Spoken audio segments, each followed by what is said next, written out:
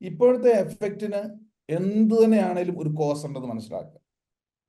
കാരണമുണ്ട്. Cause and effect എന്നാ പറയും. ഫിസിക്സ് എന്താ പറയുന്നറിയോ? എവരി എഫക്റ്റ് ഇപ്പോൾ നമ്മൾ അനുഭവിക്കുന്നതിന് പിന്നെ ഒരു കോസ് ഉണ്ട്. ഒരു കാരണവുമില്ലാതെ സംഭവിക്കില്ല. ഇപ്പോഴത്തെ ഈ പ്രശ്നം ഇന്നോ ഇന്നലെയോ ഉണ്ടായതല്ല. കുട്ടികളിൽ ഉണ്ടായ സ്വഭാവ വ്യതിയാനം ഒരു മാസം മുമ്പ് ഉണ്ടായ ഒരു സംഭവത്തെ തുടർന്നോ പെട്ടെന്നൊരു സുപ്രഭാതത്തിൽ ഉണ്ടായതൊന്നും അല്ല ഈ പ്രശ്നം. അതിന് കാലങ്ങളുടെ പഴക്കമുണ്ട്. ഒരുപാട് കാലങ്ങളുടെ പഴക്കമുണ്ട് ഒരു കുട്ടിയുടെ സ്വഭാവ രൂപീകരണത്തിൽ ഇപ്പോൾ പ്രകടമാക്കുന്നത്. നല്ലതും ചീത്തയും കേട്ടോ. ഒരു ബാഡായിട്ടുള്ളത് മാത്രമല്ല നമ്മൾ ചിന്തിക്കേണ്ടത്, നല്ലതും ഉണ്ടാകും. അത് വളരെ കുറവാണെന്ന് മാത്രം. ഏറ്റവും കൂടുതൽ മെജോറിറ്റി ചീത്തയായിട്ടുള്ള കാര്യങ്ങളാണ്. അതിന് കാരണമുണ്ട്. പക്ഷെ അത് ഇന്നോ ഇന്നലെയോ കുറച്ച് ഷോർട്ട് സ്പാൻ ഓഫ് പീരീഡ് കൊണ്ട് സംജാതമായതല്ല. അതിന് കുറെ പശ്ചാത്തലമുണ്ട്. ബാക്കിലോട്ട് നമ്മൾ പോകണം. അപ്പോൾ അത് മനസ്സിലാവും. സത്യത്തിൽ ഒരു കുഞ്ഞ് ഈ ലോകത്തേക്ക് വരുമ്പോൾ അവന്റെ മനസ്സ് ഒന്നും എഴുതാത്തൊരു സ്ലേറ്റ് പോലെയാണ്. ഒന്നും എഴുതി ചേർക്കാത്ത സ്ലേറ്റ് പോലെയാണ്. ഈ പ്രതലത്തിലേക്ക് ലഭിക്കുന്ന ഇൻപുട്ടാണ് ഔട്ട്പുട്ടായി വരുന്നത്. ആദ്യം മനസ്സിലാക്കണം. ഇൻപുട്ട് കൊടുത്തതേ ഔട്ട്പുട്ട് വരും. ആദ്യം നമുക്ക് തന്നെ ആലോചിക്കുക, നമ്മുടെ പ്രാരംഭം എടുത്ത് വല്ലതും അറിയാം, ഒന്നും അറിയില്ല. ഇൻപുട്ട് കയറി വരുന്ന കാലഘട്ടം ഏതാണ്? ഒരു ഉദാഹരണം പറഞ്ഞാൽ, ഒരു ബൗൾ, അതില് കുറെ മുത്തുകളുണ്ട്. കളറ് നമുക്ക് കൊടുക്കാം. ആ കളറ് റെഡ് കളറുള്ളതും ബ്ലാക്ക് കളറുള്ള മുത്തുകൾ നിറച്ചിരിക്കുന്ന ഒരു ബൗളുണ്ട്. ഒരു 80% റെഡ് കളറാണ്, 20% ബ്ലാക്ക് മുത്തുകളാണ്. ഇത് മിക്സ് ചെയ്തിരിക്കുക. നിങ്ങൾ ഒരു പിടി അതിൽ നിന്ന് വാരിയാൽ ഏറ്റവും കൂടുതൽ നമ്മുടെ വാരിയാൽ കൈ കിട്ടുന്നത് എന്തായിരിക്കും? റെഡ് ആയിരിക്കും അല്ലേ? എത്ര ഇൻപുട്ട് ഏത് ടൈപ്പുള്ള കൊടുത്തോ അതേ നമുക്ക് വാരുമ്പോൾ കിട്ടൂ. ആ ഇൻപുട്ട് പീരീഡ് 4 ഇൻപുട്ട് പീരീഡാണ് ഒരു വ്യക്തിയുടെ വ്യക്തിത്വത്തിലെ അല്ലെ ക്യാരക്ടറിന്റെ ഗുണനിലവാരത്തെ നിശ്ചയിക്കുന്നത്. 4 ഘട്ടങ്ങളിലേക്ക് ഇൻപുട്ട് ആയത്, അതല്ലേ ഔട്ട്പുട്ട് കിട്ടുമോ? നമ്മുടെ കുട്ടികളിൽ ഔട്ട്പുട്ട് കിട്ടണമെങ്കിൽ ഈ 4 ഘട്ടത്തിലെ ഇൻപുട്ട് നിങ്ങൾ കൊടുത്തിട്ടുണ്ടോ? അപ്പം പലപ്പോഴും പ്രശ്നങ്ങളിലേക്ക് കടന്നു കഴിയുമ്പം എനിക്കെന്ത് ചെയ്യാൻ പറ്റുമെന്നാണ് ചോദിക്കുന്നത്. എപ്പോഴാ? ലാസ്റ്റാ ചോദിക്കുന്നത്. അതിനു മുമ്പേ ചില ഇൻപുട്ട് കൊടുക്കേണ്ട പീരീഡ് നമ്മുടെ സ്വാതന്ത്ര്യത്തിലും നമ്മുടെ നിയന്ത്രണത്തിലും ഒരു കാലഘട്ടമുണ്ട്. ആ കാലഘട്ടത്തിൽ ഇൻപുട്ട് പോയതാണ് തിരികെ ഭാവിയിൽ ഔട്ട്പുട്ടായിട്ട് വരുന്നത്. അതിന് ആരെങ്കിലും കുറ്റം പറഞ്ഞിട്ട് കാര്യമില്ല. അത് 3 ഘട്ടങ്ങൾ ആദ്യത്തെ വളരെ പ്രധാനപ്പെട്ടതാണ്. 4മത്തതാണ് അവർ വളർച്ച എത്തിയ ശേഷമുള്ള സ്വഭാവത്തിൽ വരുന്ന മാറ്റം. അതിൽ മാറ്റം വരാൻ ഈ റൂട്ട് കോസ് കിടപ്പുണ്ട്. അതിന് നമ്മളൊന്ന് മനസ്സിലാക്കാനുള്ളത്, നമ്മുടെ ശരീരത്തിന്റെ ഘടന എന്നറിയാം. നമ്മുടെ ശരീരം കോടാനുകോടി ജീവകോശങ്ങളാൽ നിർമ്മിതമാണ്. ഓരോ ഓർഗൻസ്, തലച്ചോറടക്കം ഒരുപാട് കോശങ്ങളുണ്ട്. ഇതിങ്ങനെ ട്രാൻസ്ഫർ ചെയ്തുകൊണ്ടിരിക്കുന്നതാണ്, മാറിക്കൊണ്ടിരിക്കും. പാമ്പൊക്കെ പടം പൊഴിക്കുന്ന പോലെ തന്നെ നമ്മുടെ ജീവകോശങ്ങളൊക്കെ പോകുന്നു വരുന്നു അനുനിമിഷം. അങ്ങനെ ഒരു 7 വർഷമൊക്കെ കഴിയുമ്പോൾ ടോട്ടൽ നമ്മുടെ ബോഡി മാറി പുതിയ ശരീരം വരുന്നു. പക്ഷേ ഒരിക്കലും മാറാത്ത പെർമനന്റ് ആയിട്ടുള്ള ജീവകോശങ്ങളുള്ളത് തലച്ചോറിൻ്റെയാണ്. തലച്ചോറിലെ കോശങ്ങളെ പറയുന്നവരാണ് ന്യൂറോൺ. ന്യൂറോൺ ഒരിക്കലും മാറുന്നില്ല. അതുകൊണ്ടാണ് പണ്ടത്തെ ഓർമ്മകളൊക്കെ അവിടെ പ്രിന്റ് ആയിട്ട് കിടക്കും. അപ്പൊ ആദ്യകാലങ്ങളിലെ ഇമേജസ്, അനുഭവങ്ങൾ അവിടെ അല്ലേ ആദ്യം പ്രിന്റ് ആയിട്ട് വരുന്നത്. ക്ലിയർ ആവുന്നുണ്ടോ? ഇപ്പൊ കുറെ നമ്മൾ ഉപയോഗിച്ച ബ്രെയിനിലേക്ക് എന്തെങ്കിലും നമുക്കിപ്പോ ബൈഹാർട്ട് ചെയ്യാൻ പറ്റില്ല, പല കാര്യങ്ങളും ഓർത്തു വെക്കാൻ പറ്റുന്നില്ല. കാരണം അവിടെ ഒരുപാട് കോറൽ വീണ് അതിന്റെ പുറത്താണ് നമ്മൾ കൊടുക്കുന്നത്. പക്ഷെ കുട്ടികളുടെയോ ആദ്യകാലത്ത് വളരെ ഫ്രഷാണ്, തുടച്ചിട്ട സ്ലേറ്റ് പോലെ ഞാൻ ആദ്യം പറഞ്ഞു. അവിടേക്ക് ആദ്യം പ്രിന്റ് കൊടുക്കുമ്പോൾ ആ ഒരു കാലഘട്ടം എന്ന് പറയുന്നത് വളരെ പ്രധാനപ്പെട്ടതാണ്. ഇത് ആർക്കാ കൊടുക്കാൻ പറ്റുന്നത്? അധ്യാപകർക്കാണോ? സമൂഹത്തിനാണോ? ഇത് നിങ്ങൾ ഏറ്റവും വാല്യൂ ആയിട്ട് കാണുന്ന നമ്മുടെ മക്കൾക്ക് വേണ്ടി നമ്മൾ മക്കളെ സ്നേഹിക്കുന്ന എപ്പം മൂലമാണെന്നറിയാമോ? അവർ പുറത്തു വന്ന് കണ്ട ശേഷമല്ല, അതിനു മുമ്പേ. ആണാണോ പെണ്ണാണോ എങ്ങനെ ഇരിക്കും ഒന്നും അറിയുന്നതിന് മുമ്പേ ഒരു അമ്മയുടെ ഉദരത്തിൽ കുഞ്ഞ് ചലിക്കുമ്പോൾ മുതൽ ആയി എന്ന് അറിയുമ്പോൾ തൊട്ട് സ്നേഹിച്ചു തുടങ്ങുകയാണ്. ആ നിമിഷം മുതൽ അവന്റെ തലച്ചോറ് ഡെവലപ്പ് ചെയ്ത് വരുന്ന സമയത്ത് അവിടേക്ക് കിട്ടുന്ന പ്രിന്റാണ് ജീവിതകാലം മുഴുവൻ അവന്റെ സ്വഭാവത്തിലേക്കും പരിണമിക്കുന്നത്. ആദ്യത്തെ ഇൻപുട്ട് സ്റ്റേജ് അതാണ്. ക്ലിയർ ആവുന്നുണ്ടോ? അതായത് ഒരു മാതൃഗർഭത്തില് ഒരു കുഞ്ഞ് അങ്കുരിക്കുമ്പോൾ അവന്റെ ശരീരഭാഗങ്ങളും ഒക്കെ ഡെവലപ്പ് ചെയ്ത് വരുമ്പോൾ ആ കാലഘട്ടത്തിൽ സ്വന്തമായിട്ട് കുഞ്ഞിന് ചിന്തിക്കാനുള്ള കഴിവൊന്നുമില്ല. പിന്നെയോ ആ മാതാവിന്റെ ഇമോഷൻസ് ആ കാലഘട്ടത്തിൽ, അതാണ് ആദ്യത്തെ ഇൻപുട്ട് ആകുന്നത്.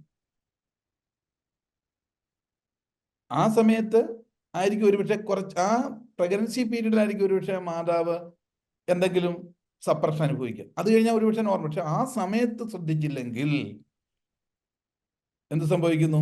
ഭാവിയിൽ ഏത് ഘട്ടത്തിലും ഇവന്റെ സ്വഭാവത്തിൽ ആ വ്യതിയാനം കാണിക്കും. എപ്പോഴും നിരാശയുള്ള ഒരു മാതാവ് ഗർഭാവസ്ഥയിൽ ഈ കുട്ടി ഭാവിയിൽ വിഷാദ രോഗിയായിട്ട് മാറാം. അല്ലെങ്കിൽ ഹൈപ്പർ ആക്റ്റീവായിട്ടുള്ള കാര്യങ്ങളിൽ അമ്മ ശ്രദ്ധിച്ചുകൊണ്ടിരിക്കുകയാണ്. എന്താ? മൊബൈൽ എടുത്ത് റീല് കണ്ടുകൊണ്ടിരിക്കുകയെന്ന് വെച്ചു. അഗ്രസീവായിട്ടുള്ള പിക്ചർ കണ്ടുകൊണ്ടിരിക്കുന്നു. ഇത് ഈ അമ്മയുടെ ഇമേജസും ഇമോഷൻസും എന്തോ ഉള്ളിൽ വളരുന്ന കുഞ്ഞിന്റെ ആ ബ്രെയിൻ സിസ്റ്റത്തിൽ അത് പ്രിന്റ് ആകുകയാണ്. പുറത്ത് വന്നു കഴിയുമ്പോൾ അവനിൽ പ്രകടമാകുന്ന ഇത്ര അഗ്രസീവായിട്ടുള്ള പെരുമാറ്റങ്ങളായിരിക്കും. പക്ഷെ ഇപ്പൊ നമുക്ക് ഓർമ്മയില്ല ആ പ്രഗ്നൻസി പീരീഡിൽ അപ്പൊ അനുഭവിച്ചോ ചെയ്തോ ഒന്നും അറിയില്ല. വരുന്ന എവിടെയാ? പുറത്തു വന്ന ഒരു കുട്ടിയുടെ സ്വഭാവത്തിൽ. അതുകൊണ്ടാണ് പണ്ട് കാലത്ത് ഒരു പുതിയ തലമുറയ്ക്ക് ജന്മം നൽകുന്നതിന് മുമ്പേ പ്ലാനിങ് ആയിരുന്നു. ചില വ്രതാനുഷ്ഠാനങ്ങൾ, പയോവ്രതം, സീമന്തം തുടങ്ങിയ ചിട്ടയോടുകൂടിയുള്ള ചിന്താഗതിയും ജീവിതശൈലിയും ആഹാരവും ഭക്ഷണക്രമവും ഒക്കെ പരിപാലിച്ചിട്ട് ആണ് വളരെ പവിത്രമായ രീതിയിൽ ഒരു കുഞ്ഞിന് ജന്മം നൽകാൻ, വരവേൽക്കാൻ മാതാപിതാക്കൾ തയ്യാറാകുന്നു. അപ്പം വരുന്നതിന് മുമ്പേ കെയർ. ഇനിയും ആയിട്ടുണ്ടെങ്കിലോ, ഒരു മാതൃഗർഭത്തിൽ ഒരു കുഞ്ഞുണ്ടായി എന്നറിഞ്ഞാൽ അച്ഛന്റെ തലയിലും ആ കുഞ്ഞ് ജനിക്കണം, പിതാവിൻ്റെ. കാരണം ഈ അമ്മയ്ക്ക് വേണ്ട എല്ലാ പരിചരണങ്ങളും കംഫർട്ടും സന്തോഷവും അറിവും ഒക്കെ പ്രദാനം ചെയ്യാൻ ഈ പിതാവിൻ്റെ ഉത്തരവാദിത്വമാണ്.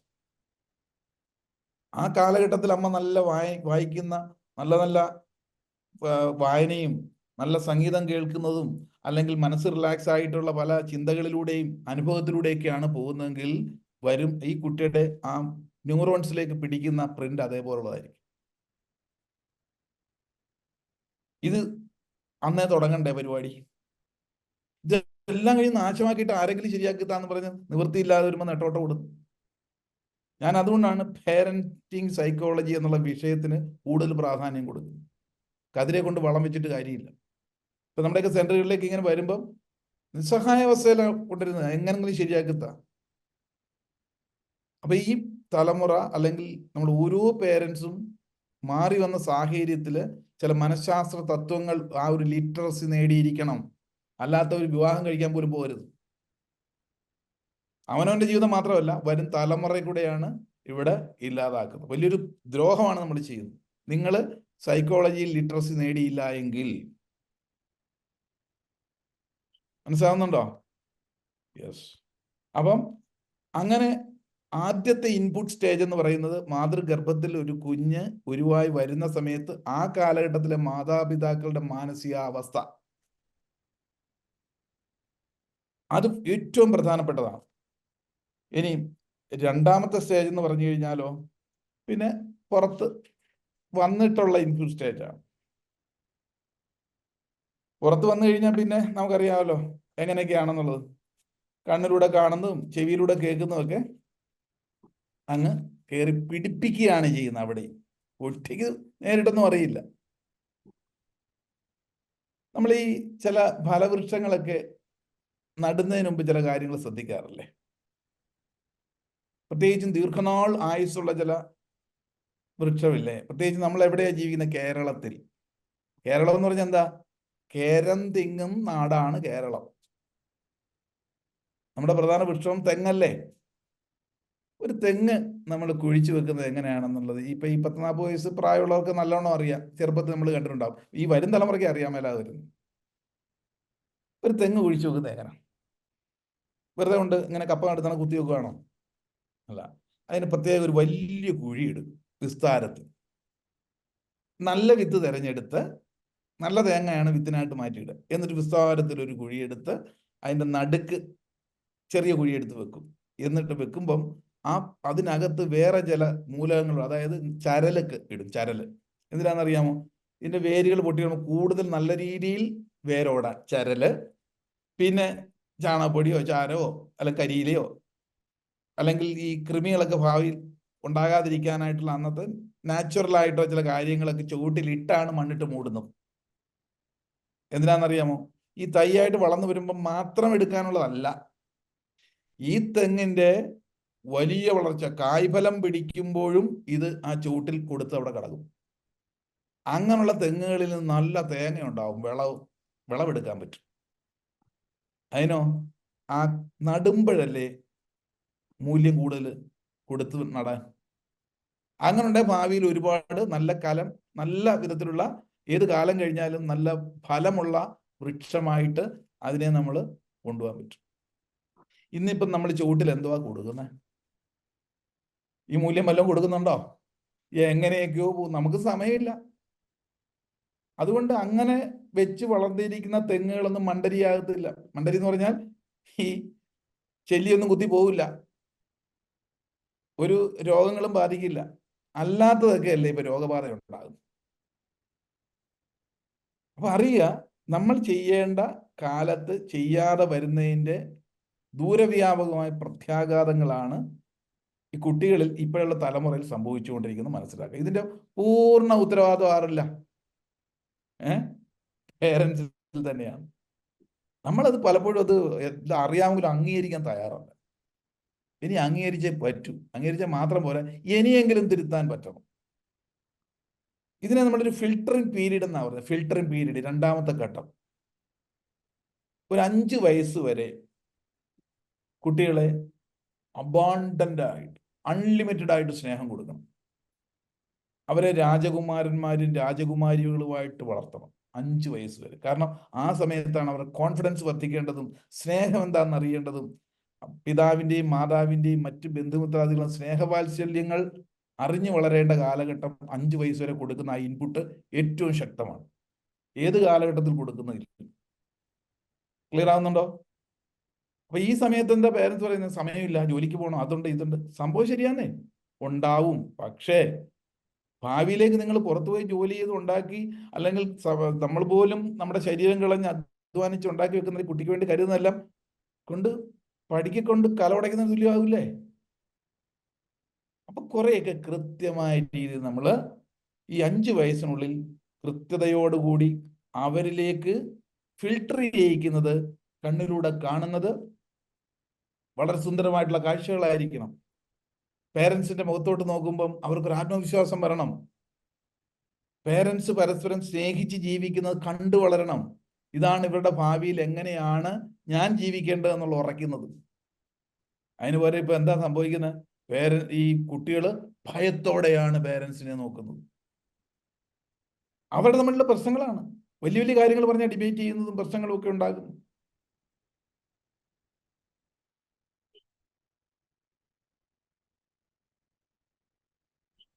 നമ്മുടെ വിചാരം കുട്ടികളൊന്നും മനസ്സിലാക്കുന്നില്ലെന്നുള്ള, അവർക്ക് അതിനുള്ള പ്രായമായിട്ടില്ലെന്നുള്ള. നിങ്ങളെക്കാട്ടിലും ഒബ്സർവേഷൻ ക്യാച്ചിങ് പവറാണ് ആ പീരീഡിൽ ഓരോ കുട്ടികൾ. സ്പോഞ്ച് വെള്ളം വലിക്കുന്ന പോലെയാണ്. ഇതെല്ലാം ഇവന്റെ അല്ലെ ഈ കുട്ടിയുടെ ഉള്ളിൽ ഇങ്ങനെ അങ്ങനെ ഡെപ്പോസിറ്റ് ആകുകയാണ്. അത് കിടന്ന് വളർന്ന് വളർന്ന് വളർന്ന് അവനത് പ്രതികരിക്കാൻ സമയമാകുമ്പോഴാണ് ബേസ്റ്റ് ചെയ്യുന്നത്. ഇപ്പൊ രണ്ടാമത്തെ ഇൻപുട്ട് സ്റ്റേജ് എന്ന് പറയുന്നത് അപ് ടു 5 ഇയേഴ്സ്. കണ്ണിലൂടെ കാണുന്നതും ചെവിയിലൂടെ കേൾക്കുന്നതും എക്സ്പീരിയൻസ് ചെയ്യപ്പെടുന്നതും.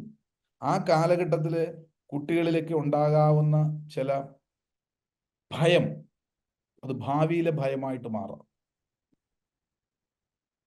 ഭാവിയിൽ ചിലപ്പോൾ വിവാഹം കഴിച്ച് വിട്ട് കഴിയുമ്പോഴായിരിക്കും എവിടുന്നോ എന്തെന്നില്ലാത്ത ഭയവും കാര്യങ്ങളും ഒക്കെ ഉണ്ടാകുന്നത്. ഈ പറഞ്ഞ ഇൻപുട്ട് സ്റ്റേജ് കിട്ടുന്ന. ഇനി 5 വയസ്സ് തൊട്ട് 10 വയസ്സ് വരെയുള്ള കാലഘട്ടം എന്ന് പറഞ്ഞാൽ ഇവർ കൂടുതലും കുറേശ്ശെ ക്രിട്ടിക്കലി ചിന്തിക്കാൻ തുടങ്ങും. ലാറ്ററൽ തിങ്കിങ് തുടങ്ങും. ഒരു കാര്യത്തെ വിശകലനം ചെയ്യാനുള്ള കുറേശ്ശെ ബുദ്ധി വളരും. ഈ സമയത്താണ് ഇവരുടെ ചില ഈഗോ സ്റ്റേറ്റുകൾ നമ്മൾ മനസ്സിലാക്കേണ്ടത്. ഈഗോ സ്റ്റേറ്റ്സ്, ഇമോഷന്റെ അവസ്ഥകളുണ്ട്. 3 ഈഗോ സ്റ്റേറ്റ് ഉണ്ടാകും. ഒന്ന് പേരന്റ് ഈഗോ സ്റ്റേറ്റ് എന്ന് പറയും, ചൈൽഡ് ഈഗോ സ്റ്റേറ്റ് ഉണ്ടാകും, parent ego state, adult ego state എന്ന് പറഞ്ഞാൽ ഈ കുട്ടി ഒബ്സർവ് ചെയ്യുന്ന പീരീഡിൽ ഇവൻ കാണുന്നത് ഒരു ചൈൽഡിഷ് മൈൻഡ്, എല്ലാത്തിലും ഒരു കുട്ടിത്വം. ആ കുട്ടിയിൽ നിന്നും വളരാൻ അവൻ താല്പര്യപ്പെടുന്നില്ല. കാരണം അവൻ ചില കാര്യങ്ങൾ ഓർമ്മ എല്ലാവരും ചിരിക്കുന്നു, അല്ലെ കുഞ്ഞാണ് തന്നെ കാണാനായിട്ട് കൂടുതൽ താലോലങ്ങൾ കൊടുക്കുന്നു. അപ്പൊ അവൻ്റെ കുഞ്ഞ് ആകാൻ എപ്പോഴും താല്പര്യപ്പെടും. അപ്പൊ അവൻ ഫിസിക്കലി വളർന്നാലും മനസ്സ് എന്തായിട്ട് വരുന്നു? ഒരു ചൈൽഡ് ഈഗോ സ്റ്റേറ്റ് ആയിരിക്കും. ഇത് ആ കാലഘട്ടത്തിൽ പിടിക്കുന്നത് ആ പ്രിന്റ് ഇവൻ വലുതായി 25 വയസ്സായാലും ചൈൽഡ് ഈഗോ സ്റ്റേറ്റ് ആയിരിക്കും. എന്തെങ്കിലും അബദ്ധങ്ങളും പൊട്ടത്തരങ്ങളും കാണിക്കും. അബദ്ധത്തിൽ പെട്ട് കഴിയുമ്പോൾ ഒരു സ്ഥലം വിട്ട് കളയും. ഫൈറ്റ് ആൻഡ് ഫ്ലൈറ്റ് മോഡ് എന്ന് പറയും. ഇത് 5 to 10 ഇയേഴ്സിനിടയ്ക്ക് ഉണ്ടാകുന്ന ഒരു മാനസികാവസ്ഥയാണ്. അതൊന്ന്. മറ്റൊന്ന് പേരന്റ് ഈഗോ സ്റ്റേറ്റ്. അച്ഛനമ്മമാരെന്താണോ കാണിക്കുന്നത് അതാണ് ഏറ്റവും വാല്യൂ. അച്ഛനെങ്കിൽ സിഗരറ്റ് വലിക്കുന്ന കണ്ടുകൊണ്ടാണ് പറയുന്നതെങ്കിൽ അവൻ്റെ പേരൻ ഞാൻ അച്ഛനാകും വലുതാകുമ്പോൾ സിഗരറ്റ് വലിക്കണം. അച്ഛൻ പറയുന്ന വാക്കുകളും അച്ഛൻ പേടിപ്പിച്ചാണ് എല്ലാവരും നിർത്തുമെങ്കിൽ ഞാനും അങ്ങനെ പേടിപ്പിച്ചാലേ നല്ലൊരു പേരന്റ് ആകൂ എന്നുള്ള അവിടെ പിടിക്കുക. അച്ഛനും അമ്മമാർ കാണിക്കുന്നതാണ് വേദവാക്യം. അവൻ കല്യാണം കഴിച്ചാലും ആ കുടുംബത്തിൽ കാണിക്കുന്നത് ഇത് തന്നെയായിരിക്കും, ഞാൻ കണ്ടുപഠിച്ചത്. അങ്ങനെയാണ് പേരന്റ് ഈഗോ സ്റ്റേറ്റ് എന്ന് പറയുന്നത്. അത് എവിടുന്ന് കിട്ടിയതാ? ഈ 5 to 10 ഇടയ്ക്ക് കിട്ടിയ പ്രിന്റാ. ഇനി മൂന്നാമത്തെ ഈഗോ സ്റ്റേറ്റ് ആണ് ഏത്? Adult ego state. ഒരു പക്വതയൊക്കെ കാണിക്കുക ആ പ്രായത്തിലാണേലും, ചെറുപ്പമാണേലും. ഒരു ഗസ്റ്റ് വീട്ടിലോട്ട് വന്നാൽ അവരോട് നല്ലോണം പെരുമാറാനുള്ള ഒരു പക്വത. ഒരു തെറ്റ് സംഭവിച്ച സോറി, ഇനി ഞാനത് ചെയ്യില്ല. ഈ വിശകലന ബുദ്ധി കറക്റ്റായിട്ട് കാണിക്കും ആ സമയം. അത് ആണ് അഡൽട്ട് ഈഗോ സ്റ്റേറ്റ്. ഇപ്പോൾ 5 to 10 ഇയേഴ്സിൽ കുട്ടികളുടെ ഈ പറയുന്ന പാരഡൈം ഷിഫ്റ്റ് സ്വഭാവത്തിൽ നടക്കുന്ന സമയമാണ്. ഈ സമയത്ത് ഇത് ഒബ്സർവ് ചെയ്യേണ്ടത് ആരാ? പേരൻസ് തന്നെയാണ്. അവിടെ അധ്യാപകർക്ക് റോളില്ല. അവനെ അഡൽട്ട് ഈഗോ സ്റ്റേറ്റ് ഉള്ളവനാക്കി മാറ്റണം. ഇനി അതിനെന്താ പ്രതിവിധി? ഈ 3 അവസ്ഥ കണ്ടു. അവനൊരു പേരന്റ് ഈഗോ സ്റ്റേറ്റ് ആയിട്ടാണ് വളരുന്നതെങ്കിലോ, അവനൊരു ചൈൽഡ് ഈഗോ സ്റ്റേറ്റ് ആയിട്ടാണോ സ്വഭാവം കാണിക്കുന്നതെങ്കിൽ അത് ആദ്യം തിരിച്ചറിയുന്ന പേരൻസ് ആണ്. അങ്ങനെ ഉണ്ടെങ്കിൽ അവനെ അവിടെ വെച്ച് തന്നെ അഡൽട്ട് ഈഗോ സ്റ്റേറ്റ് ആയിട്ട് മാറ്റണം. കാരണം സ്കില്ല് പഠിപ്പിക്കണം, ലൈഫ് സ്കിൽ. എങ്ങനെ? കൊച്ചു കൊച്ചു വീട്ടിലെ കാര്യങ്ങളൊക്കെ അസൈൻമെന്റ് കൊടുക്കണം. അസൈൻമെന്റ് എന്ന് പറഞ്ഞാൽ കൊച്ചു കാര്യങ്ങൾ, ആ കുട്ടികൾക്ക് ചെയ്യാൻ പറ്റുന്ന ചില ജോലികളൊക്കെ കൊടുക്കണം. ഒരു ചിന്തയിൽ നിന്നാണ് പ്രവൃത്തി വരുന്നത്, പ്രവൃത്തിയിൽ നിന്നാണ് റിസൾട്ട് വരുന്നത്. അപ്പൊ തൻ്റെ കഴിവിലൂടെ ഒരു കാര്യം നടപ്പിലാക്കി പ്രവർത്തിച്ച് ബോധ്യം വരുന്ന ഒരു സ്കിൽ. അത് കുറേശ്ശെ നമ്മൾ കൂടെ നടന്ന് ഇപ്പൊ ഒരു ബെഡ്ഷീറ്റ്, ഒരു ബെഡ് വിരിക്കാനോ, അല്ലെങ്കിൽ ഒന്ന് ക്ലീൻ ചെയ്യാനോ, അല്ലെ അവന്റെ വസ്ത്രങ്ങൾ മടക്കി വെക്കാനോ,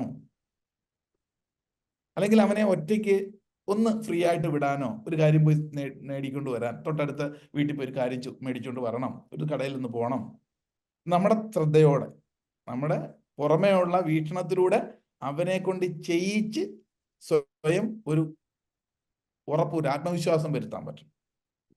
അങ്ങനെ വരുമ്പോഴേ അഡൽട്ട് ഈഗോ സ്റ്റേറ്റ് ആയിട്ട് മാറും. ഇതപ്പം നമ്മൾ ശ്രദ്ധിക്കാതെ ചെയ്തിട്ടുണ്ടെങ്കിൽ ഭാവിയിലും ഇതേ സ്വഭാവം തുടരുന്നു. ഇത് അവനെ മാത്രമല്ല നശിപ്പിക്കുന്നത്, അവനോട് ചുറ്റുമുള്ള മറ്റ് വ്യക്തികളെയും കൂടെ അപകടത്തിലാകും. ക്ലിയർ ആവുന്നുണ്ടോ? ഞാനിത് പറയുമ്പോൾ പേരൻസ് പലരും ഇങ്ങനെ ആലോചിക്കുന്നുണ്ടല്ലേ, ഇപ്പം മനസ്സിലായി. അതാണ് ഞാൻ അനുഭവിച്ചത് മുഴുവൻ. ഇത് സ്വയം ഒന്ന് തിരിച്ചറിയാനും കൂടിയാണ്. ഒരു സൈക്കോളജിക്കൽ ലിറ്ററസി ഞാൻ എടുത്ത് നമ്മൾ നേടണം. അല്ലെങ്കിൽ നമ്മൾ ഇങ്ങനെ കുറ്റപ്പെടുത്തിക്കൊണ്ടിരിക്കും പരസ്പരം. ഇവിടെ എല്ലാം വിക്ടിംസ് ആകുന്നത് ആരാ? കുഞ്ഞുങ്ങളാണ്. ഇതിനെല്ലാം വിക്ടിംസ് ആണ്. നമ്മൾ അന്ന് ചെയ്ത ഈ അറിവില്ലായ്മയിലൂടെ നമ്മൾ ഉണ്ടായിരുന്ന കാലഘട്ടത്തിലെ പേരന്റിങ്ങിന്റെ ആ രീതി വെച്ചിട്ട് നമ്മൾ നമ്മുടെ മക്കളെ വളർത്താൻ പോകുന്നതിന്റെ വിക്ടിംസ് ആകുന്നത് ഈ പുതിയ കാലഘട്ടത്തിലെ കുട്ടികളാണ്. അവരെ കുറ്റം പറഞ്ഞൊരു കാര്യമില്ല. എന്നിട്ട് നമ്മളോട് ഉപദേശിച്ചു, ഞാനൊക്കെ എത്ര ഇതായിരുന്നു, എത്ര ബഹുമാനം ഉണ്ടായിരുന്നു പേരൻസിനോട്, അങ്ങനാണ് ഇങ്ങനാണ്. അവർക്ക് അറിയില്ല അതിനെപ്പറ്റി. ആ കാലഘട്ടത്തെ നമ്മളിത് രണ്ടും കണ്ടവരാണ്, കണ്ടുകൊണ്ടിരിക്കുന്നവരാണ്. അതുകൊണ്ട് കഴിഞ്ഞ അവിടെ നിൽക്കട്ടെ, ഇനി മുതൽ എങ്ങനെയായിരിക്കണം എന്നുള്ളതിനെ പറ്റി ഓർക്കുക. This is the third input stage. ആദ്യത്തെ ഞാൻ പേരൻസിലൂടെ തന്നെ അകത്തേക്ക് കിട്ടേണ്ടത്. രണ്ടാമത്തെ അപ് ടു 5 years കാണിപ്പിച്ച് കേൾപ്പിച്ച് ഇൻപുട്ട് കൊടുക്കേണ്ടത്. മൂന്നാമത്തത് ഇന്റലക്ച്വൽ ഡെവലപ്പ് ചെയ്യുന്ന പീരീഡിൽ, ക്രിട്ടിക് മൈൻഡ് ഡെവലപ്പ് ചെയ്യുന്ന പീരീഡിൽ അവനിലെ സ്വഭാവത്തെ നിരീക്ഷിച്ചുകൊണ്ട്, ഈഗോ സ്റ്റേറ്റുകളെ മനസ്സിലാക്കിക്കൊണ്ട്. ഏതൊക്കെ ഈഗോ സ്റ്റേറ്റ് ഞാൻ പറഞ്ഞത്? Child ego state, parent ego state and adult ego state. ആ പ്രായത്തിൽ തന്നെ അവരെ അഡൽട്ട് ഈഗോ സ്റ്റേറ്റിലേക്ക് പരിശീലനം കൊടുക്കണം, പക്വമതികളാക്കി മാറ്റുവാൻ. എന്നാൽ ഇതൊന്നും പരിശീലനം കൊടുക്കാതെ ചില കുട്ടികൾ ഇത് പ്രകടിപ്പിക്കാറുണ്ടല്ലോ, ഇല്ലേ? ബൈ ജെനറ്റിക് ആയിട്ടുണ്ട്. അല്ലെ ആ മാതാപിതാക്കള് ഈ സൈക്കോളജി പഠിച്ചില്ലേലും അവർ ചിലത് മനസ്സിലാക്കി അങ്ങനെ കുട്ടികളെ വളർത്തിക്കൊണ്ടുവരുന്ന അങ്ങനെയുള്ള പേരൻസും ഉണ്ട്. വിരളമാന്നേ ഉള്ളൂ. അങ്ങനെയുള്ള കുട്ടികൾക്ക് പ്രശ്നമില്ല. ഇതിനകത്ത് തന്നെ അവരും വളരുന്നത്. A+നകത്തൊന്നുമല്ല കാര്യം, ജീവിതത്തിൽ A+ ആകണം. ആ A+ ആകണമെങ്കിൽ ഈ പറയുന്ന 5 to 10 years നമ്മൾ ശ്രദ്ധിച്ചു കൊടുക്കേണ്ട കാര്യങ്ങൾ കറക്റ്റായിട്ട് കൊടുത്തിരിക്കും. ഇനി ഈ പ്രായത്തിൽ വേറെ ചില പ്രശ്നങ്ങൾ ഉണ്ടാകാം, ഭാവിയിൽ ഉണ്ടാകാവുന്ന ഇവരുടെ സ്വഭാവ വൈകല്യത്തിലേക്ക്. എന്താണെന്നറിയാമോ? ഈ സെക്കൻഡ് സ്റ്റേജിലും തൊട്ടുണ്ട്. സെക്കൻഡ് സ്റ്റേജിലും തേർഡ് സ്റ്റേജിലും. സെക്കൻഡ് സ്റ്റേജിലാണ് ഏറ്റവും കൂടുതൽ കുട്ടികളെ ലാളനകളൊക്കെ മറ്റുള്ളവർ കൊടുക്കുന്നത്.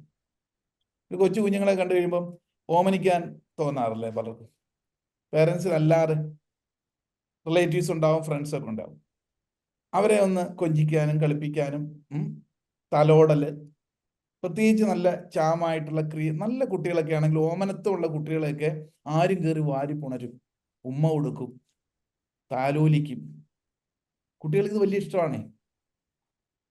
അങ്ങനെ ഒരുപാട് ലാളനകൾ ഇങ്ങനെ മാറി മാറി ഏറ്റുകൊണ്ടിരിക്കുന്ന കുട്ടികളുണ്ട്. നല്ല കുട്ടികളെ, ഈ ചില ഓമനത്തുള്ള കുട്ടികളെ കണ്ടു കഴിഞ്ഞാൽ ആരും ഇങ്ങനെ ഓമനിക്കുക, തലോടും, അവരുടെ സന്തോഷത്തിനാണ് ചെയ്യുന്നത്. ഇങ്ങനെ തലോടലും കാര്യങ്ങളും കിട്ടി വളരുന്ന കുട്ടികളാണെങ്കിലേ ഇത് എന്തും അതങ്ങ് ആവർത്തിക്കപ്പെടുമ്പോൾ അവർക്ക് അത് ശീലമാകും. എപ്പോഴും ഈ തലോടലും ഉമ്മ കിട്ടലും ചേർത്ത് പിടിക്കലും ഒക്കെ ഇവരതങ്ങ് ഉള്ളിലെടുത്തൊരു ഹങ്കർ ഇവരിൽ ഡെവലപ്പ് ചെയ്യും. ഇത് ലഭിക്കാനുള്ള വാഞ്ചയോടെ ആയിരിക്കും വളരുന്നത്. അങ്ങനെ 5 വയസ്സുള്ള സെക്കൻഡ് കാലഘട്ടവും കഴിഞ്ഞ് തേർഡ് ഇൻപുട്ട് സ്റ്റേജിലോട്ട് വരുന്നു. 10 വയസ്സുള്ള കാലഘട്ടത്തിലും ഇവരെപ്പോഴും കൊഞ്ചാനും കുഴയാനും കൂടുതൽ വ്യഗ്രത കാണിക്കും. കാരണം ഇവരെപ്പോഴും കെട്ടിപ്പിടിക്കുകയും തലോടും. ആരെങ്കിലും ഒക്കെ ഇപ്പൊ ബന്ധു വീട്ടിൽ ചെന്നാലും പരിചയമുള്ളവർ വന്നാലും അവരുടെയൊക്കെ മടി കയറിയിരിക്കുക, കെട്ടിപ്പിടിക്കുക, അവരിങ്ങനെ തലോടുകയൊക്കെ വേണം. ഹങ്കർ വരും. അതൊരു 10 വയസ്സ് കഴിയുമ്പോൾ സ്കിൻ ടോൺ മാറും. സ്കിൻ ടോൺ മാറുമ്പം ആഗ്രഹം ഉള്ളിക്കിടക്കുകയും ചെയ്യുന്നു. കാരണം ഇത് ശീലിച്ചു പോയി. അപ്പൊ ഇവർ ബോധപൂർവം പലപ്പോഴും കുഞ്ഞാകാൻ ഉള്ള ശ്രമം പോലെ കൂടുതൽ അടുത്തിടപഴകും മുതിർന്നവരോട്. ബന്ധുക്കളോട് സമാനമായവരോടോ ഒക്കെ പേരൻസിനെ വിട്ടുള്ളവരത് കൂടുതൽ ഇടപഴകും. കാരണം ഉള്ളിന്റെ ഉള്ളിൽ ആ ഒരു ക്യാരക്ടർ വന്ന് മനസ്സിനെ നീഡായിട്ട് മാറും. ഇങ്ങനെയുള്ള കുട്ടികളൊക്കെയാണ് അപകടത്തിൽപ്പെടുന്നത്. പ്രത്യേകിച്ച് നല്ല സൗന്ദര്യമുള്ള കുട്ടികളൊക്കെ പലപ്പോഴും എന്താണെന്നറിയാം, മാറി മാറി പല ബന്ധങ്ങളിലേക്കും ചെന്ന് പെടും. ഇത് ഒരുപാട് ചൂഷണങ്ങൾക്ക് വിധേയമാകും. നിങ്ങൾ എന്നോടൊപ്പം വിചാരിക്കുന്നു, യെസ് ഓർ നോട്ട്? ഇതെല്ലാം പേരന്റിങ് സ്റ്റേജിൽ സംഭവിക്കുന്ന പ്രശ്നങ്ങളാണ്. അതൊരു ഹാബിച്വലായി മാറിക്കഴിഞ്ഞു കഴിഞ്ഞാൽ പിന്നീട് സൈക്കാട്രിക് പ്രോബ്ലം ആണെന്ന് പറഞ്ഞ് ചികിത്സയ്ക്ക് കൊണ്ടുപോകണം. വിവാഹം കഴിഞ്ഞാലും അത്തരത്തിലുള്ള സ്വഭാവത്തിലേക്ക് പെൺകുട്ടികൾ മാറാം. കടന്നു വരുമ്പോൾ നല്ല അതീവ ഗ്ലാമറുള്ള കുട്ടികളായിരിക്കും, പക്ഷെ അവരുടെ ഉള്ളിൽ ഈ പറയുന്ന വാഞ്ച ചെറുപ്പം മുതലേ കയറി വന്ന ഈ ഒരു അവസ്ഥയിൽ കിടക്കുകയാണ്. ഇത് പിന്നെ അതോടൊപ്പം ഒരു 5 വയസ്സ് വരെയൊക്കെ കുട്ടികളെ ആരുടെ വെക്കട്ടെ നമ്മൾ കളിപ്പിക്കാനോ എടുക്കാനോ കൊണ്ട് നടക്കുക, അല്ല 10 വയസ്സ് വരെ കുട്ടികളെ പരിചരിക്കുന്നവരാകാം, ബന്ധുമിത്രാദികളാകാം. ഇവരൊക്കെ പലപ്പോഴും അവരുടെ ഉള്ളിലുള്ള ചില വൈകൃതങ്ങൾ കുട്ടികളിലേക്ക് പലപ്പോഴും എത്തപ്പെടാം. ഇത് ഭാവിയിലെ ട്രോമയായിട്ട് മാറും. കാരണമറിയാതെ കുട്ടികളുടെ സ്വഭാവ വ്യതിയാനം അവരാരോടും പറയുന്നില്ല. പിഡോഫീലിയാക് വിക്ടിംസ് എന്ന് പറയും. പിഡോഫീലിയാക്സ് എന്ന് പറഞ്ഞാൽ കുഞ്ഞുങ്ങളിലേക്ക് കൂടുതലായിട്ട് ലൈംഗിക വൈകൃതം കാണിക്കുന്ന മുതിർന്നവർ. ഒരുപാട് പ്രായമുള്ളവരായിരിക്കാം. നമ്മൾ വിചാരിക്കും സ്നേഹപ്രകടനമായിരുന്നു, കുട്ടികളല്ലേ, അവരെ ഓമനിക്കുന്നതെന്ന് വിചാരിക്കാം. അപ്പൊ 5-10 വയസ്സിനിടയ്ക്ക് പലപ്പോഴും ഇങ്ങനെ വരുമ്പോൾ അന്ന് ഈ കുട്ടികൾക്ക് ഇതൊന്നും അറിയില്ല. പക്ഷേ അവർ മുതിർന്നു കഴിയുമ്പം സീരിയസ്നെസ് മനസ്സിലാകുമ്പോൾ പെട്ടെന്ന് അവർ ബാക്കിലേക്ക് പോകും. പണ്ട് എനിക്ക് അത് സംഭവിച്ചിട്ടുണ്ടല്ലോ, അന്നൊന്നും ഫിസിക്കലി വലിയ ഇതെങ്കിലും അവർ ഗിൽട്ട് ഫോം ചെയ്യും. ഇത് അവരുടെ ഭാവി ജീവിതത്തെ തന്നെ തകർത്ത് കളയും. ഇത് ഒരുപാട് കേസുകൾ നമ്മുടെ അടുത്ത് വരുന്നുണ്ട് ഇതേപോലെ.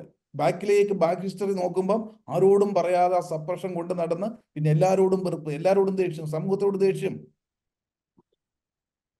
ഇതൊക്കെ ഈ പറയുന്ന സെക്കൻഡ് സ്റ്റേജിലും തേർഡ് സ്റ്റേജിലും പേരൻസ് ശ്രദ്ധിക്കാതെ പറ്റാതെ പോകുന്നുണ്ടാകും. ഇവിടെ എല്ലാം സംഭവിക്കുന്ന ഇതാണ്. എന്നാലോ ഈ പ്രശ്നങ്ങൾ അധികരിക്കുമ്പോൾ ദേഷ്യം കാണിക്കുന്നു, പൊട്ടിത്തെറിക്കുന്നു, ആരോടില്ല വൈരാഗ്യം കാണിക്കുന്നു, ഓർമ്മ കിട്ടുന്നില്ല, ഉറക്കമില്ല, മദ്യത്തിന് മയക്കുമരുന്നും പോകുന്നു. ഇതൊക്കെ ഇപ്പോഴത്തെ കേസാണ്. ഞാൻ പറഞ്ഞല്ലോ, ഇപ്പൊ ഒരു കോസ് ഒരു എഫക്റ്റ് ഉണ്ടെങ്കിൽ അതിനൊരു കോസ് ഉണ്ട്, അതിന് കാലങ്ങളുടെ പഴക്കമുണ്ടാകും. ഇതെല്ലാം സസൂക്ഷ്മം ശ്രദ്ധിക്കേണ്ടതും മനസ്സിലാക്കേണ്ടതും ആരാ? പേരൻസ്. ഇതിന്റെയൊക്കെ ആഫ്റ്റർ എഫക്റ്റ് റിഫ്ലക്ഷൻസ് ആണ് കലാലയങ്ങളിൽ കാണിക്കുന്നതും. അവർക്ക് കിട്ടാത്ത സ്നേഹം കിട്ടുന്നു എന്നുള്ളിടത്തേക്ക് വളരെ പെട്ടെന്ന് തന്നെ അവർ എത്തപ്പെടുന്നു, റിലേഷൻഷിപ്പിലേക്കൊക്കെ പോകുന്നു. അവർക്ക് കെയർ കിട്ടാതിരുന്നത് പെട്ടെന്ന് ആരെങ്കിലും കെയർ തരുന്നു എന്ന് കാണുമ്പോൾ പെട്ടെന്ന് അവിഹിതമായിട്ടുള്ള റിലേഷനിലേക്കൊക്കെ പോകുന്നു. ഇത് കൃത്യമായിട്ട് നമ്മൾ മനസ്സിലാക്കിയില്ലെങ്കിൽ, ഇപ്പൊ ഞാനിത് പറയുമ്പം പലരും ഇങ്ങനെ ആലോചിക്കുന്നുണ്ട്, ഇനിയിപ്പൊ എന്ത് ചെയ്യും? കാരണം കാലങ്ങള് കടന്നുപോയി, പിള്ളേർ കുറെ വലുതായിട്ടോ. ഞാൻ ഇവിടെ പറഞ്ഞത് അപ് ടു 12 സ്റ്റാൻഡേർഡ് വരെയുള്ള പേരൻസിന് വേണ്ടിയിട്ടുള്ള ചില സംഗതികളാണ്. അപ് ടു 12 സ്റ്റാൻഡേർഡ് വരെ എന്ന് എടുത്തു പറയാൻ കാരണം ഇത്രയെങ്കിലുമൊക്കെ മനസ്സിലാക്കി കുറേയൊക്കെ നമുക്കും അഡ്മിറ്റ് ചെയ്യാൻ പറ്റും നമ്മൾ എവിടെയായിരുന്നു സംഭവിച്ചത്. ഇനി വേറെ ആരെയും കുറ്റപ്പെടുത്തിയിട്ട് കാര്യമില്ല, ഇനിയും ചില കാര്യങ്ങൾ കണ്ടറിഞ്ഞ് പോകേണ്ടിയിരിക്കുന്നു. അപ്പം ഇങ്ങനെ സ്റ്റേജുകൾ, നമ്മൾ ഇൻപുട്ട് സ്റ്റേജുകളിൽ വളരെ ശ്രദ്ധയോടെ നോക്കണം. 3 ഇൻപുട്ട് സ്റ്റേജുകൾ ഞാനിപ്പോൾ പറഞ്ഞു കഴിഞ്ഞു, നമ്മൾ മനസ്സിലാക്കി കഴിഞ്ഞു. ഏതൊക്കെയാ? ആദ്യത്തെ ഫസ്റ്റ് ഇൻപുട്ട് സ്റ്റേജ് മാതൃഗർഭത്തില്, second up to 5 years, third 5 to 10 years. ഈ 5 to 10 yearsലാണ് നമ്മളെ ഈഗോ സ്റ്റേറ്റുകൾ ഏതെന്ന് ഐഡന്റിഫൈ ചെയ്യേണ്ടതും കറക്റ്റ് ചെയ്യേണ്ടതും. ഇനി പല മൂല്യങ്ങളും നമുക്ക് അവരിൽ ഇംപ്ലിമെന്റ് ചെയ്യപ്പെടാൻ പറ്റുന്നതും ഉള്ളിൽ പിടിപ്പിക്കാൻ പറ്റുന്നതും 5 to 10 yearsലാണ്. എന്ന് പറഞ്ഞാൽ ചില പാടവലും പാവലും ഒക്കെ കണ്ടിട്ടില്ലേ? ഈ വള്ളിച്ചെടികൾ വളച്ച് വളർത്താൻ പറ്റുന്ന ഒരു പ്രായമുണ്ടല്ലോ. നമ്മൾ പടവലും പാവലൊക്കെ പുരയിടത്തിലിടുക, അതിന്റെ വിത്തിട്ട് മുളച്ച് വരുമ്പോൾ തന്നെ നമുക്കൊരു പ്രതീക്ഷ കരുതലുണ്ടല്ലേ? ഒരു കയറ് കെട്ടിക്കൊടുക്കും മുകളിലോട്ട്. ആ കയറ് കെട്ടുന്ന ഇങ്ങനെ അതിന് മുമ്പേ വളർന്നു വരുമ്പോഴേക്ക് പന്തൽ കിട്ടും. എന്നിട്ട് ഇതിന്റെ തണ്ട് ഇങ്ങനെ വളച്ച് വളർത്തും. ഇത് വിട്ടുപോയാൽ പിന്നെ നമ്മൾ ഇടയ്ക്കിടയ്ക്ക് ശ്രദ്ധിച്ചുകൊണ്ടിരിക്കുന്നുണ്ടാ വീണ്ടും പിടിച്ചു കയറ്റും. അങ്ങനെ വളർന്നു വരുമ്പോൾ നല്ല പന്തലിലോട്ട് കയറും. പിന്നെ അതിൽ നല്ല ഫലം ഇങ്ങനെ തൂങ്ങിത്തൂങ്ങി വരും.